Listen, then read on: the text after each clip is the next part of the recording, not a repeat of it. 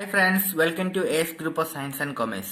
ഇന്ന് നമ്മൾ ഡിസ്കസ് ചെയ്യാൻ പോകുന്ന ടോപ്പിക് അക്കൗണ്ടിങ് ഇക്വേഷൻ വെച്ച് നമുക്ക് എങ്ങനെ ഒരു കണക്ക് ചെയ്യാം ഇതിനെ കുറിച്ചാണ്. അപ്പോൾ നമുക്കറിയാം അക്കൗണ്ടിങ് ഇക്വേഷൻ എന്ന് വെച്ചാൽ എന്താണ്?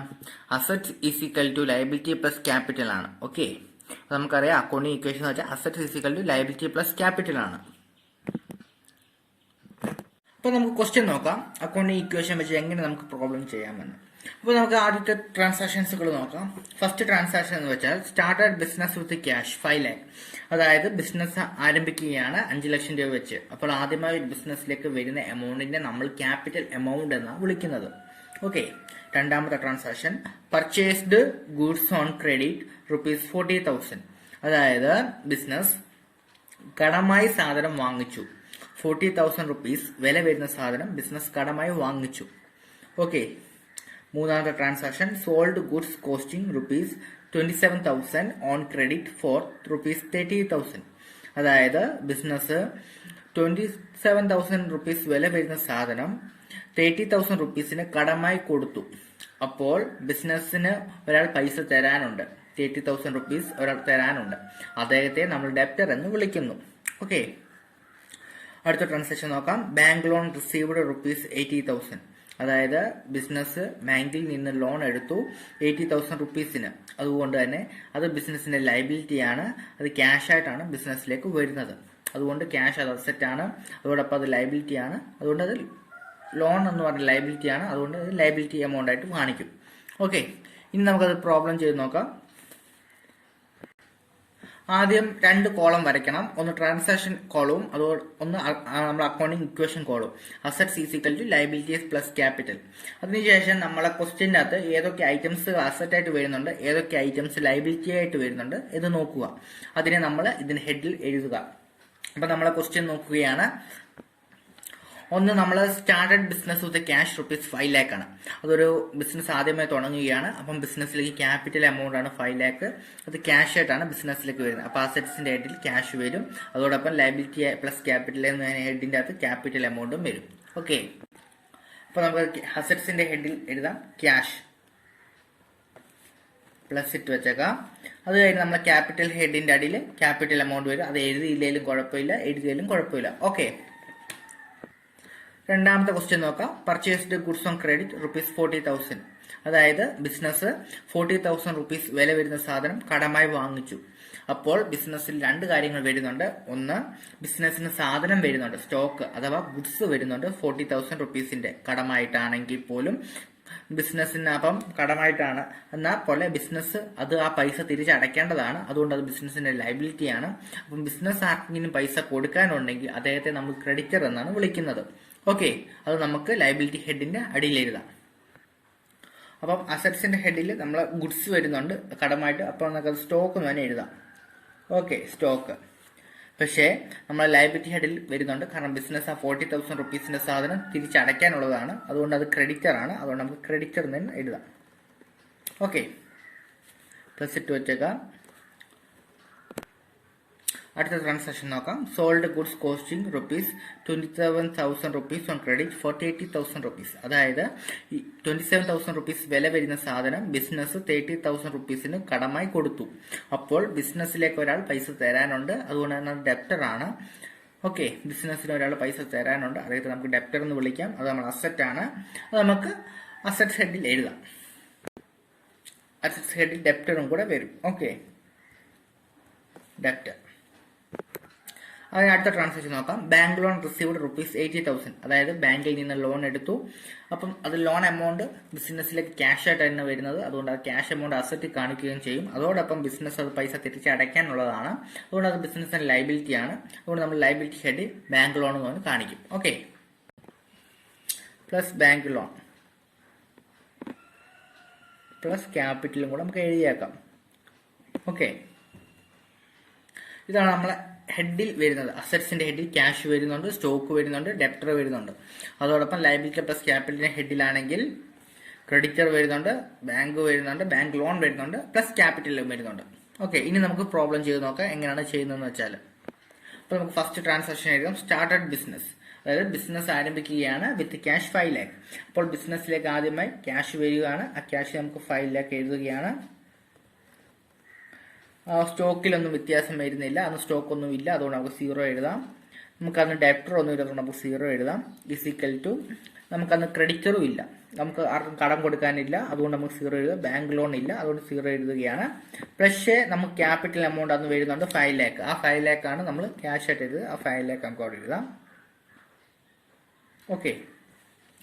അതിനുശേഷം അടുത്ത ട്രാൻസാക്ഷൻ നോക്കാം. Purchased goods on credit. Purchased goods on credit, അതായത് കടമായി സാധനം വാങ്ങിച്ചു എന്നാണ് പറയുന്നത് 40,000 റുപ്പീസിന്. അപ്പം ക്യാഷിൽ വ്യത്യാസം വരുന്നില്ല, കാരണം ക്യാഷിൽ നിന്ന് പൈസ പോകുന്നുമില്ല വരുന്നുമില്ല, അതുകൊണ്ട് നമുക്കത് 0 എഴുതാം. പക്ഷെ നമുക്ക് 40,000 റുപ്പീസിന്റെ സാധനം വരുന്നുണ്ട്, അതുകൊണ്ട് നമുക്കത് സ്റ്റോക്കിൽ എഴുതാം. അന്ന് നമുക്ക് ഡെപ്റ്റർ വ്യത്യാസമൊന്നും ഇല്ലാത്തതുകൊണ്ട് 0 ബാലൻസ് തന്നെ എഴുതാം.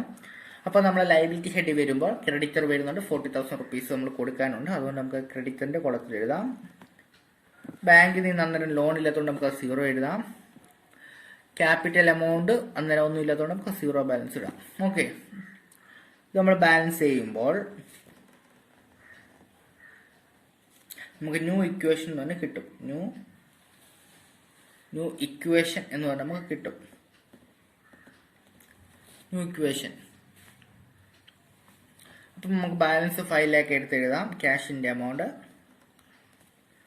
അത് കഴിഞ്ഞ് സ്റ്റോക്ക് നമുക്ക് 40,000 എഴുതാം, വേറെ എമൗണ്ട് ബാലൻസ് ചെയ്തതാണ്. ഡെപ്റ്റർ ഇല്ലാത്തതുകൊണ്ട് നമുക്ക് 0 എഴുതാം. നമ്മളെ ലയബിലിറ്റി ക്രെഡിറ്റർ സൈഡിന് 40,000 ഉണ്ട്, അത് നമുക്ക് എടുത്ത് എഴുതാം. ബാങ്ക് ലോൺ ഇല്ലാത്തതുകൊണ്ട് 0 എഴുതാം. ക്യാപിറ്റൽ 5 ലാക്ക് നമുക്ക് എടുത്ത് എഴുതാം. ഓക്കെ. അപ്പൊ ഈ രണ്ട് സൈഡും ഈക്വൽ ആയി, കാരണം 5,40,000 5,40,000. അടുത്ത ട്രാൻസാക്ഷൻ നമുക്ക് നോക്കാം. അടുത്ത sold goods costing ₹27,000 on credit for 30,000 rupees എന്നാണ് പറയുന്നത്. ഓക്കെ. അടുത്ത ക്വസ്റ്റ്യൻ എന്താണ്? Sold goods costing ₹27,000 credit for 30,000 rupees. അപ്പൊ അത് ചെയ്യുമ്പോൾ നമ്മൾ എന്താണ് ആ ക്വസ്റ്റ്യൻ പറയുന്നത്? ബിസിനസ് 27,000 റുപ്പീസ് സാധനം കടമായി 30,000 റുപ്പീസിന് കൊടുത്തു. അപ്പം ബിസിനസ്സിൽ നിന്ന് 27,000 റുപ്പീസ് സാധനം കുറയുന്നു, പക്ഷെ 30,000 റുപ്പീസിന്റെ ഡെപ്റ്റർ കൂടുകയും ചെയ്യുന്നു. നമുക്കത് ട്രാൻസാക്ഷനിൽ എഴുതാം. Sold goods. അപ്പൊ നമ്മൾ ക്യാഷിൽ വ്യത്യാസമൊന്നുമില്ല, കാരണം കടമായിട്ടാണ് സാധനം കൊടുത്തത്, അതുകൊണ്ട് ക്യാഷിൽ വ്യത്യാസമില്ല, അതുകൊണ്ട് നമുക്ക് 0 എഴുതാം. പ്ലസ് ബ്രാക്കറ്റ് ഇടുന്ന ഉദ്ദേശം മൈനസ് ചെയ്യുകയാണ്, കാരണം നമ്മൾ 27,000 റുപ്പീസിന്റെ സാധനമാണ് കൊടുക്കുന്നത്, അത് നമുക്ക് ബ്രാക്കറ്റ് ഇടാം. പ്ലസ് നമുക്ക് ഡെപ്റ്റർ വരുന്നുണ്ട്, കാരണം 27,000 റുപ്പീസ് നമ്മൾ സാധനം 30,000 റുപ്പീസിനാണ് കൊടുക്കുന്നത്, അതുകൊണ്ട് തന്നെ നമുക്ക് 30,000 റുപ്പീസിന്റെ ഡെപ്റ്ററും വന്നു. ഓക്കെ. ഈസിക്കൽ ടു ലയബിലിറ്റി വ്യത്യാസമൊന്നും ഇല്ലാത്തതുകൊണ്ട് നമുക്ക് 0 ഇട്ട് കൊടുക്കാം. ബാങ്കിൽ ലോൺ ഇല്ലാത്തതുകൊണ്ട് നമുക്ക് അന്നേരം 0 ഇട്ട് കൊടുക്കാം. പക്ഷേ നമ്മളെ ലയബിലിറ്റിയിൽ ക്യാപിറ്റൽ എമൗണ്ട് ഉണ്ടല്ലോ, അതിനോട് നമ്മൾ 3,000 കൂടെ ആഡ് ചെയ്യും. കാരണം വെച്ചാൽ നമ്മളെ ഡെപ്റ്ററും സ്റ്റോക്കിൽ നിന്നുള്ള വ്യത്യാസം ഉണ്ടല്ലോ, കാരണം 27,000 റുപ്പീസിന്റെ സാധനം 30,000 റുപ്പീസിനാണ് കൊടുത്തത്. അപ്പോൾ അവിടെ 3,000 റുപ്പീസിന്റെ ഡിഫറൻസ് ഉണ്ട്. ആ ഡിഫറൻസ് തന്നെ പ്രോഫിറ്റ് ആണ്. ആ പ്രോഫിറ്റ് നമ്മൾ ക്യാപിറ്റൽ എമൗണ്ടിലൂടെ ആഡ് ചെയ്യും. ഓക്കെ. അതിനുശേഷം നമ്മൾ ഈ അക്കൗണ്ട് ബാലൻസ് ചെയ്യും. New equation.